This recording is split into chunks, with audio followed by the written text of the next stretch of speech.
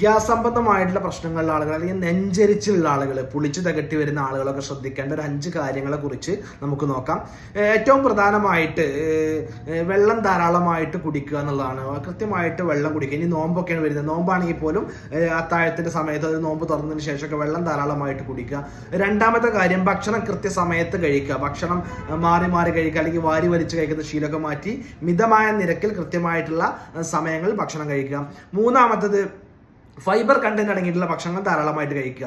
ഇലക്കറികൾ, പച്ചക്കറികൾ പോലെയുള്ള നാരുകൾ അടങ്ങിയിട്ടുള്ള ആഹാരങ്ങൾ കൂടുതലായിട്ട് കഴിക്കുന്നത് ഈ ദഹനം കൃത്യമായിട്ട് നടക്കാൻ വേണ്ടിയിട്ട് സഹായിക്കും.